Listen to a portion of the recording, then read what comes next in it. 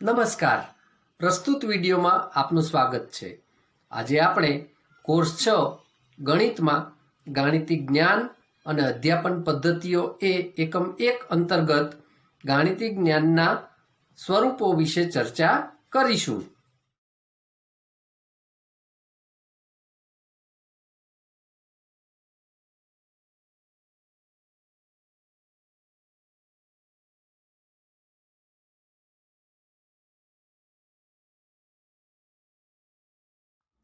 આપેલ સ્લાઇડમાં દર્શાવ્યા મુજબ જ્ઞાનના બે સ્વરૂપો છે. એમાં એક સંકલ્પનાત્મક જ્ઞાન અને બીજું કાર્યપ્રણાલીગત જ્ઞાન. સૌથી પહેલાં સંકલ્પનાત્મક જ્ઞાન સમજતા પહેલાં સંકલ્પના વિશે ભોગાયતા નામના શિક્ષણશાસ્ત્રીએ જે વાત કરી છે એ પહેલાં સમજી લઈએ. સંકલ્પના વિશે ભોગાયતા જણાવે છે કે કોઈ પણ પદાર્થ કે ઘટના વિશેની સંકલ્પના એટલે તે પદાર્થ કે ઘટનાના ચોક્કસ રીતે જોડાયેલા વિશિષ્ટ, લાક્ષણિક કે અનિવાર્ય ગુણધર્મોનો સમૂહ.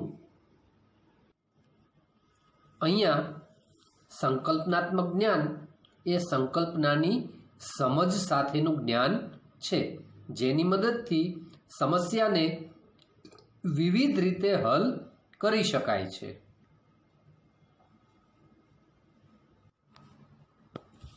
હિબર્ટ અને લેફેવરે નામના શિક્ષણશાસ્ત્રીઓના મત મુજબ સંકલ્પનાત્મક જ્ઞાન બે રીતે પ્રાપ્ત કરી શકાય છે.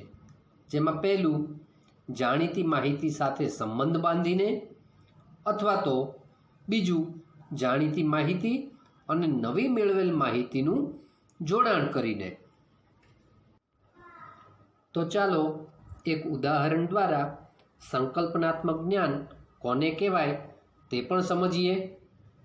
દાખલા તરીકે અધ્યેતાને 23 × 6 બરાબર કેટલા થાય તેમ પૂછવામાં આવે તો જે અધ્યેતાને ઘડિયા આવડતા હશે તે અધ્યેતા ઘડિયા દ્વારા જવાબ આપશે, અથવા તો સાદો ગુણાકાર કરી અને જવાબ આપશે. પરંતુ સંકલ્પના પાકી હશે તો અધ્યેતા નીચે જણાવેલ રીતો દ્વારા પણ ગુણાકાર કરી અને જવાબ આપી શકશે. દાખલા તરીકે 20 × 6 બરાબર 120 અને 3 × 6 બરાબર 18, એમ 23 × 6 બરાબર 120 વત્તા 18 બરાબર 138 થાય તે રીતે જવાબ આપી શકશે. આમ સંકલ્પનાત્મક જ્ઞાન પ્રાપ્ત કરેલ હશે તે વિદ્યાર્થી એક કરતાં વધારે રીતે પણ સમસ્યાને ઉકેલી શકે છે. આમ સંકલ્પનાત્મક જ્ઞાનમાં તમે શા માટે પ્રક્રિયા કરો છો તેની સમજ પણ સમાયેલી છે. તો આ હતું સંકલ્પનાત્મક જ્ઞાનનું ઉદાહરણ. હવે આપણે જ્ઞાનના બીજા સ્વરૂપ કાર્યપ્રણાલીગત જ્ઞાન વિશે થોડી માહિતી મેળવીએ. કાર્યપ્રણાલીગત જ્ઞાન એટલે આ પ્રકારની અંદર અધ્યેતા તેની શીખેલી રીત પ્રમાણે સમસ્યા ઉકેલી શકે છે. તેમાં તેણે સમજ પ્રાપ્ત કરેલી હોતી નથી. તેની પાછળનો તર્ક તે જાણતો હોતો નથી. શીખવેલી કે તેણે હસ્તગત કરેલી પ્રક્રિયા સંદર્ભે સમસ્યા આપવામાં આવે તો તે ઝડપથી હલ કરી શકે છે. પરંતુ સમસ્યાને થોડી બદલી અને તેને હલ કરવાનું કહેવામાં આવે તો તેમાં તે જલ્દી સફળ થતો નથી. કાર્યપ્રણાલીગત જ્ઞાનમાં અધ્યેતાને શું કરવાનું છે તે પોતે જાણે છે.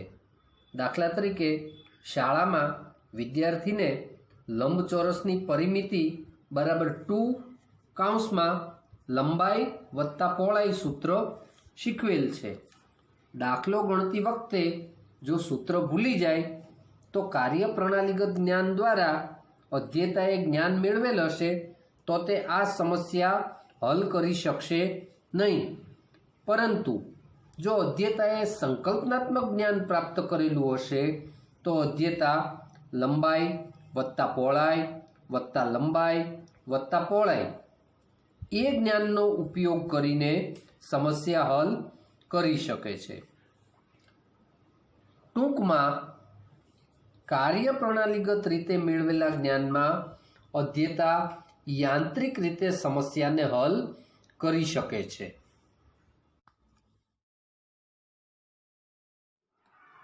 તાલીમાર્થી બહેનો, અત્યારે આપણે જે મુદ્દાનો અભ્યાસ કરવાના છીએ એ મુદ્દો છે સંકલ્પનાનો વિકાસ। એની સાથે સાથે આપણે સંકલ્પના કોને કહેવાય એ ફરી એક વખત યાદ કરી લઈએ। અગાઉ આપણે જોયું તે મુજબ સંકલ્પના એટલે કોઈ પણ પદાર્થ કે ઘટના વિશેની સંકલ્પના, એટલે તે પદાર્થ કે ઘટનાના ચોક્કસ રીતે જોડાયેલા વિશિષ્ટ, લાક્ષણિક કે અનિવાર્ય ગુણધર્મોનો સમૂહ। ફરી એક વખત સમજી લઈએ। કોઈ પણ પદાર્થ કે ઘટના વિશેની સંકલ્પના એટલે તે પદાર્થ કે ઘટનાના ચોક્કસ રીતે જોડાયેલા વિશિષ્ટ, લાક્ષણિક કે અનિવાર્ય ગુણધર્મોનો સમૂહ। અહીંયા એક બાબત યાદ રાખીએ કે કોઈ પણ શબ્દની વ્યાખ્યા એ તેની વાસ્તવિક સંકલ્પના નથી। સાથે કોઈ પણ સંકલ્પના માટેના જે લક્ષણો છે એ લક્ષણોના મુખ્યત્વે બે પ્રકાર છે। પહેલું અનિવાર્ય, લાક્ષણિક કે વિશિષ્ટ લક્ષણો, અને બીજા ચલ અથવા બદલાતા લક્ષણો। તો સૌથી પહેલાં આપણે સંકલ્પનાના જે પહેલા પ્રકારના લક્ષણો છે, અનિવાર્ય, લાક્ષણિક કે વિશિષ્ટ લક્ષણો, તેની વિશે થોડી સમજ મેળવીએ। સંકલ્પનાના અનિવાર્ય લક્ષણો એટલે પદાર્થ કે ઘટનાના એવા લક્ષણો કે જેમને એક કે વધુ લક્ષણ ન હોય તો તે પદાર્થ કે ઘટના તે સંકલ્પનાનું ઉદાહરણ બની શકે જ નહીં। ફરી એક વખત આ વાત સમજીએ। સંકલ્પનાના અનિવાર્ય લક્ષણો એટલે પદાર્થ કે ઘટનાના એવા લક્ષણો કે જેમાંનું એક કે વધુ લક્ષણ ન હોય તો તે પદાર્થ કે ઘટના તે સંકલ્પનાનું ઉદાહરણ બની શકે જ નહીં। તો ચાલો એક ઉદાહરણની મદદથી આ બાબત સમજીએ। અહીંયા આપણે આપણી સમજણ માટે ત્રિકોણની સંકલ્પના ઉદાહરણ તરીકે પસંદ કરીએ છીએ। આપણે બધા ત્રિકોણની સંકલ્પનાથી સારી રીતે પરિચિત છીએ। ત્રિકોણની સંકલ્પના માટે 3 અનિવાર્ય શરતો છે। આ 3 શરતો આ મુજબ છે। પહેલી, 3 રેખાખંડો હોવા જોઈએ। બીજી શરત છે બંધ આકૃતિ હોવી જોઈએ। અને ત્રીજી શરત, રેખાખંડો અંત્ય બિંદુઓ સિવાય કોઈ બિંદુએ છેદતા ન હોવા જોઈએ। ફરી એકવાર ત્રિકોણની સંકલ્પના માટેની 3 અનિવાર્ય શરતોને સમજીએ। ત્રિકોણની સંકલ્પના માટેની 3 અનિવાર્ય શરતોમાંની પહેલી, 3 રેખાખંડો હોવા જોઈએ। શરત નંબર 2, બંધ આકૃતિ હોવી જોઈએ। અને શરત નંબર 3, રેખાખંડો અંત્ય બિંદુઓ સિવાય કોઈ બિંદુએ છેદતા ન હોવા જોઈએ। જો આ 3 શરતોનું પાલન થાય તો જ એ ત્રિકોણ બની શકે। 3માંથી એક પણ શરતનું પાલન ન થાય તો તે ત્રિકોણ કહી શકાય નહીં। તો ચાલો આ ઉદાહરણને જુદી જુદી આકૃતિઓની મદદથી વિસ્તૃત રીતે સમજીએ। જુઓ તાલીમાર્થી બહેનો, અહીંયા એક આકૃતિ દર્શાવી છે, આકૃતિ એ। આકૃતિ એ જુઓ। આકૃતિ એમાં શરત નંબર 2 અને 3 સંતોષાય છે જ્યારે શરત નંબર 1 સંતોષાતી નથી। જુઓ, શરત નંબર 2 અને 3 કઈ કઈ છે? તો કે શરત નંબર 2 એ છે કે બંધ આકૃતિ હોવી જોઈએ। તો આકૃતિ એ છે એ બંધ આકૃતિ છે। અને શરત નંબર 3 પણ સંતોષાય છે। શરત નંબર 3 કઈ છે? તો કે રેખાખંડો અંત્ય બિંદુઓ સિવાય કોઈ બિંદુએ છેદતા ન હોવા જોઈએ। તો જુઓ, આકૃતિ એમાં 4 રેખાખંડો છે। ચારે 4 રેખાખંડો એકબીજા સાથે જોડાયેલા છે, અંત્ય બિંદુએ જોડાયેલા છે, અને અંત્ય બિંદુઓ સિવાય બીજા કોઈ બિંદુએ ચારે 4 રેખાખંડો એકબીજા સાથે ક્યાંય છેદતા નથી। માટે આકૃતિ એની શરત નંબર 2 અને શરત નંબર 3 સંતોષાય છે, પરંતુ શરત નંબર 1 સંતોષાતી નથી। કઈ છે શરત નંબર 1? તો કે શરત નંબર 1 છે 3 રેખાખંડો હોવા જોઈએ। હવે આકૃતિ એ ઉપર નજર કરીએ, કેટલા રેખાખંડો છે? તો કે આકૃતિ એમાં 4 રેખાખંડો છે। માટે શરત નંબર 1 કે 3 રેખાખંડ હોવા જોઈએ એ શરતનું પાલન થતું નથી। અર્થાત 3 અનિવાર્ય શરતો ત્રિકોણ હોવાની ત્રિકોણની સંકલ્પના માટેની 3 અનિવાર્ય શરતો પૈકી શરત નંબર 1નું પાલન થતું નથી, જ્યારે શરત નંબર 2 અને 3નું પાલન થાય છે। માટે જો 3 શરતનું પાલન થાય તો જ એને ત્રિકોણ કહી શકાય। અહીંયા શરત નંબર 2 અને 3નું જ પાલન થાય છે, શરત નંબર 1નું પાલન થતું નથી। માટે આપણે આકૃતિ એને ત્રિકોણ કહી શકીએ નહીં। આમ આ આકૃતિ એ ત્રિકોણ નથી। તો ચાલો બીજી એક આકૃતિ જોઈએ। જુઓ તાલીમાર્થી બહેનો, અહીંયા આકૃતિ નંબર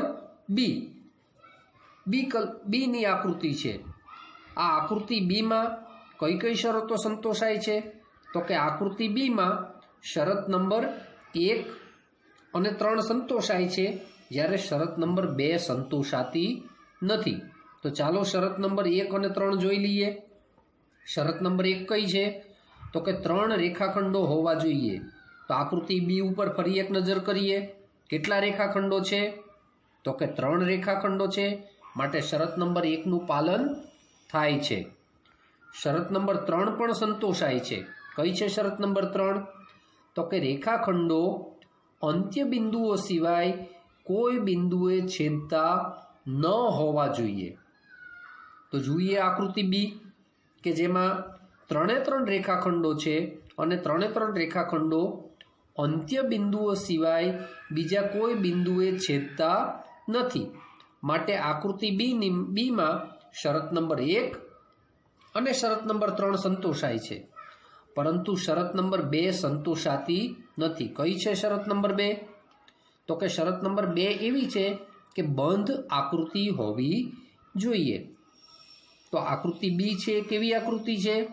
તો કે આકૃતિ બી એ બંધ આકૃતિ નથી। આકૃતિ તો ખુલ્લી છે, એક દિશા એની ખુલ્લી છે। માટે શરત નંબર 2 સંતોષાતી નથી। માટે ત્રિકોણની સંકલ્પના માટેની જે 3 અનિવાર્ય શરતો છે એમાં આકૃતિ બીમાં શરત નંબર 1 અને 3 એટલે કે 3 રેખાખંડો હોવા જોઈએ, અને રેખાખંડો અંત્ય બિંદુઓ સિવાય કોઈ બિંદુએ છેદતા ન હોવા જોઈએ। આ 2 શરતો સંતોષાય છે, જ્યારે શરત નંબર 2 એટલે કે બંધ આકૃતિ હોવી જોઈએ એ શરત સંતોષાતી નથી। માટે આ આકૃતિ બી એ ત્રિકોણ નથી, કારણ કે ત્રિકોણની સંકલ્પના માટે 3 શરતો છે એ અનિવાર્ય શરતો છે। ફરી એકવાર સમજી લઈએ કે અનિવાર્ય શરતો એટલે 3 શરતોનું પાલન થવું જ જોઈએ। તેમાંથી એક પણ શરતનું પાલન ન થાય તો એને આપણે તે ત્રિકોણની સંકલ્પના ગણી શકીએ નહીં। તો આ હતી બી પ્રકારની આકૃતિની વાત। વધારે એક આકૃતિની પ્રકાર જોઈએ, આકૃતિ સી। જુઓ, અહીંયા આકૃતિ સી દર્શાવેલી છે। આકૃતિ સીમાં શરત નંબર 1 અને 2 સંતોષાય છે, જ્યારે શરત 3 સંતોષાતી નથી. તો ચાલો ફરીવાર યાદ કરીએ. શરત નંબર 1 અને શરત નંબર 2 કઈ છે? તો કે શરત નંબર 1 એટલે અનિવાર્ય 3 રેખાખંડો હોવા જોઈએ. શરત નંબર 1 કઈ છે? તો કે ત્રિકોણની સંકલ્પના માટેની શરત નંબર 1 કે 3 રેખાખંડો હોવા જોઈએ. તો અહીંયા આકૃતિ સી આપેલી છે, એમાં કેટલા રેખાખંડો છે? તો કે 3 રેખાખંડો છે. અને શરત નંબર 2 પણ સંતોષાય છે. કે કેવી આકૃતિ છે? તો કે બંધ આકૃતિ છે. તો બંધ આકૃતિ હોવી જોઈએ. આકૃતિ સી એ બંધ આકૃતિ છે, જ્યારે શરત નંબર 3 સંતોષાતી નથી. શરત નંબર 3 શું છે? તો કે રેખાખંડો અંત્ય બિંદુઓ સિવાય કોઈ બિંદુએ છેદતા ન હોવા જોઈએ.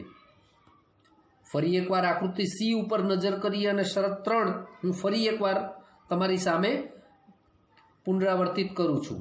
શરત નંબર 3 એમ છે કે રેખાખંડો અંત્ય બિંદુઓ સિવાય કોઈ બિંદુએ છેદતા ન હોવા જોઈએ. હવે આકૃતિ સી ઉપર નજર કરીએ તો શું આ જે 3 રેખાખંડોથી બનેલી આકૃતિ છે, આકૃતિ સી, એ અંત્ય બિંદુઓ સિવાય બીજા કોઈ બિંદુએ છેદે છે? તો કે હા, આ બધા જ રેખાખંડો માત્ર અંત્ય બિંદુએ છેદતા નથી, એ સિવાય પણ બીજી કોઈક જગ્યાએ છેદે છે.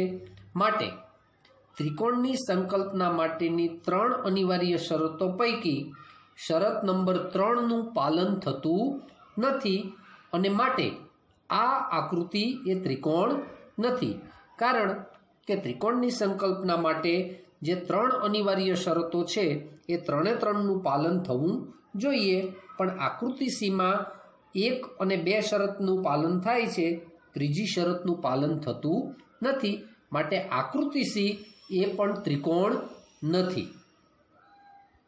ચાલો વધારે એક આકૃતિ જોઈએ. આકૃતિ ડી.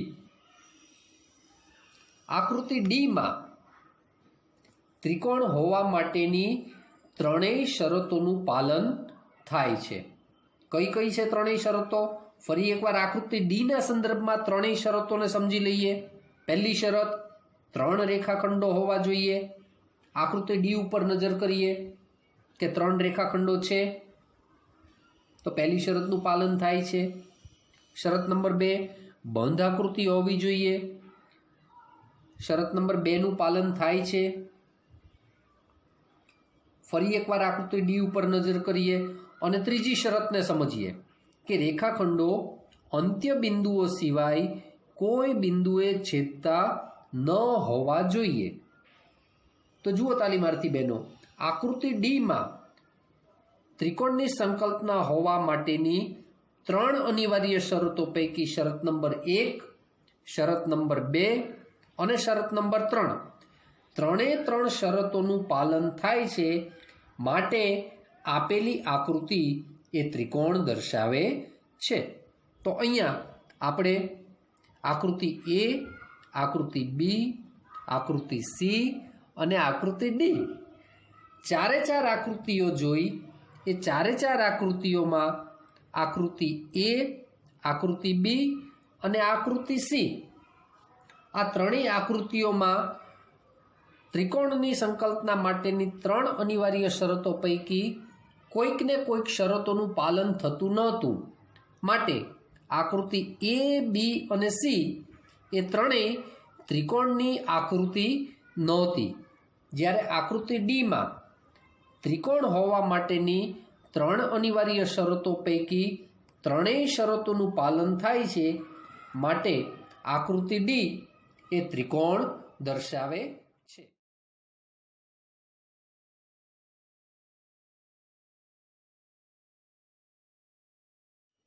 તો તાલીમાર્થી બહેનો, અહીંયા આપણે ત્રિકોણના ઉદાહરણ દ્વારા ત્રિકોણની સંકલ્પના માટેના અનિવાર્ય, લાક્ષણિક કે વિશિષ્ટ લક્ષણોની ચર્ચા કરી. હવે સંકલ્પના માટેના 2 પ્રકારના લક્ષણો પૈકી બીજા પ્રકારના જે લક્ષણો છે કે જે ચલ અથવા બદલાતા લક્ષણો છે એની વિશે થોડી સમજ મેળવીએ. તો સૌથી પહેલાં ચલ લક્ષણો કોને કહેવાય એ સમજી લઈએ. ચલ લક્ષણો એટલે સંકલ્પનાના અનેક ઉદાહરણોમાં જે લક્ષણો એકબીજાથી જુદા પડતા હોય તે લક્ષણો. ફરી એકવાર સમજીએ. ચલ અથવા બદલાતા લક્ષણો કોને કહેવાય એની માહિતી. ચલ લક્ષણો એટલે સંકલ્પનાના અનેક ઉદાહરણોમાં જે લક્ષણો એકબીજાથી જુદા પડતા હોય તે લક્ષણો. તો ચાલો ચલ અથવા બદલાતા લક્ષણોની બાબત પણ આકૃતિ દ્વારા સમજીએ. અહીંયા આકૃતિ ઈ દર્શાવેલી છે. આકૃતિ ઈમાં ત્રિકોણ હોવા માટેની 3 શરતોનું પાલન થાય છે. કઈ 3 શરતો ત્રિકોણ હોવા માટેની? તો કે જે અનિવાર્ય શરતો હતી તે. એટલે કે પહેલી શરત 3 રેખાખંડો હોવા જોઈએ, બીજી શરત બંધ આકૃતિ હોવી જોઈએ અને ત્રીજી શરત રેખાખંડો અંત્ય બિંદુઓ સિવાય કોઈ બિંદુએ છેદતા ન હોવા જોઈએ. તો ત્રિકોણની અનિવાર્ય શરતો પૈકી 3 શરતોનું પાલન થાય છે. માટે આ ત્રિકોણ તો છે જ, પણ એની સાથે એ ત્રિકોણ હોવા ઉપરાંત બીજી કેટલીક વિશિષ્ટ બાબતો પણ એની અંદર સમાયેલી છે. કઈ બાબતો સમાયેલી છે? તો કે આકૃતિ ઈ ઉપર નજર કરીએ તો ખ્યાલ આવશે કે તેની 3 બાજુઓના માપ સમાન એટલે કે સરખા છે. ત્રિકોણ હોવા માટેની 3 અનિવાર્ય શરતોમાં આ બાબતનો સમાવેશ થયેલો નથી. તેમાં તેના બાજુઓના માપ વિશેની કોઈ બાબત આપેલી નથી. એટલે કે ત્રિકોણની સંકલ્પનાની અનિવાર્ય શરતોમાં આ શરતનો સમાવેશ થતો નથી. પણ આકૃતિ ઈમાં આ એક જે બાબત છે, આ એક જે મુદ્દો છે, આ એક જે લક્ષણ છે એ વિશિષ્ટ છે અને એટલા માટે એનો સમાવેશ આપણે ચલ અથવા બદલાતા લક્ષણની અંદર સમાવેશ કરીએ છીએ. અહીંયા આકૃતિ ઈમાં 3 બાજુઓના માપ સમાન છે. હવે બીજી એક આકૃતિ જોઈએ, આકૃતિ એફ. આકૃતિ એફ ઉપર આપણે નજર કરીએ તો આકૃતિ એફમાં શું છે? તો આકૃતિ એફમાં ફક્ત 2 બાજુઓના માપ સમાન છે. પણ સાથે સાથે પાછું એ બાબત પણ યાદ કરીએ કે આકૃતિ એફમાં ત્રિકોણ હોવા માટેની 3 શરતોનું પાલન થાય છે કે નહીં? તો પહેલી શરત ફરીવાર યાદ કરી લઈએ અનિવાર્ય શરતોમાંની કે 3 રેખાખંડો હોવા જોઈએ, બીજી શરત બંધ આકૃતિ હોવી જોઈએ અને ત્રીજી શરત રેખાખંડો અંત્ય બિંદુઓ સિવાય કોઈ બિંદુએ છેદતા ન હોવા જોઈએ. તો અહીંયા આકૃતિ એફમાં અનિવાર્ય શરતો પૈકી 3 શરતોનું પાલન તો થાય જ છે, પરંતુ આકૃતિ એફમાં 3 બાજુઓના માપ પૈકી 2 બાજુઓના માપ સમાન છે. તાલીમાર્થી બહેનો અહીંયા નજર કરો કે આકૃતિ ઈ કરતાં આકૃતિ એફ એ જુદી પડે છે. આકૃતિ ઈ એ ત્રિકોણ છે એ આપણે સમજી ચૂક્યા છીએ. આકૃતિ એફ પણ ત્રિકોણ છે એ પણ આપણે જાણ્યું, પરંતુ આકૃતિ ઈ અને આકૃતિ એફની અંદર ત્રિકોણ હોવાની સાથે સાથે તેમાં કેટલીક બાબતો અલગ છે. કઈ બાબત અલગ છે? તો કે આકૃતિ ઈમાં 3 બાજુઓના માપ એ સમાન હતા, સરખા હતા. જ્યારે આકૃતિ એફમાં 2 બાજુઓના માપ સરખા છે અને ત્રીજી બાજુનું માપ એ પહેલી 2 બાજુઓના માપ કરતાં અલગ પડે છે. ચાલો વધુ એક પ્રકાર આકૃતિ જી, એને પણ થોડું જોઈ લઈએ. આકૃતિ જી ઉપર નજર કરો તાલીમાર્થી બહેનો. આકૃતિ જી એ ત્રિકોણ હોવા માટેની શરતોનું પાલન કરે છે કે નહીં એ પાછું યાદ કરી લઈએ. ત્રિકોણની સંકલ્પના માટેની 3 અનિવાર્ય શરતો આકૃતિ જીના સંદર્ભમાં. પહેલી શરત 3 રેખાખંડો હોવા જોઈએ. બીજી શરત બંધ આકૃતિ હોવી જોઈએ.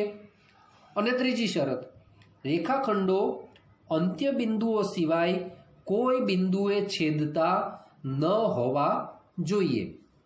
તો આ 3 અનિવાર્ય શરતોના સંદર્ભમાં આકૃતિ જી એ ત્રિકોણ છે. પરંતુ આ 3 શરતોની સાથે સાથે આકૃતિ જીમાં પણ કંઈક જુદી બાબત જોવા મળે છે. કઈ બાબત જોવા મળે છે? તો કે એમાં 3 બાજુઓના માપ એકબીજા કરતાં જુદા જુદા છે. ફરી એકવાર, આકૃતિ જીમાં 3 બાજુના માપ એ જુદા જુદા છે. આમ આકૃતિ ઈ, આકૃતિ એફ અને આકૃતિ જી 3 ત્રિકોણ તો દર્શાવે જ છે, કારણ કે ત્રિકોણની સંકલ્પના માટેની જે 3 અનિવાર્ય શરતો છે એ 3 શરતોનું તો પાલન કરે જ છે. પણ છતાં આકૃતિ ઈ, આકૃતિ એફ અને આકૃતિ જી એ 3 એકબીજા કરતાં કોઈકને કોઈક મુદ્દે, કોઈકને કોઈક લક્ષણની બાબતમાં એ એકબીજા કરતાં અલગ પડે છે. કઈ બાબતમાં અલગ પડે છે? ફરી એકવાર યાદ કરી લઈએ. આકૃતિ ઈ 3 બાજુઓના માપ સમાન. આકૃતિ એફ 2 બાજુઓના માપ સમાન અને 1 બાજુનું માપ જુદું. અને આકૃતિ જી 3 બાજુઓના માપ એકબીજા કરતાં જુદા જુદા છે. આમ ત્રિકોણ હોવા માટેના અનિવાર્ય લક્ષણો એ ત્રણેયની અંદર છે. માટે આપેલી આકૃતિ ઈ, આકૃતિ એફ અને આકૃતિ જી એ ત્રણેય આકૃતિ એ ત્રિકોણ છે. પરંતુ ત્રિકોણના જે અનિવાર્ય લક્ષણો છે એ ઉપરાંત બીજા કેટલાક લક્ષણો છે કે જે એમને એકબીજા કરતાં જુદા પાડે છે. એ લક્ષણો તેમની અંદર જુદા જુદા છે. એ કયા લક્ષણો છે? તો કે તેની બાજુઓના માપ. આકૃતિ ઈ, આકૃતિ એફ અને આકૃતિ જી એ ત્રિકોણ હોવા છતાં ત્રણેય આકૃતિઓમાં બાજુઓના માપની દ્રષ્ટિએ ત્રણેય આકૃતિઓ એકબીજા કરતાં જુદી છે. આગામી વિડીયોમાં આ એકમના અન્ય મુદ્દાઓની ચર્ચા કરીશું. ધન્યવાદ.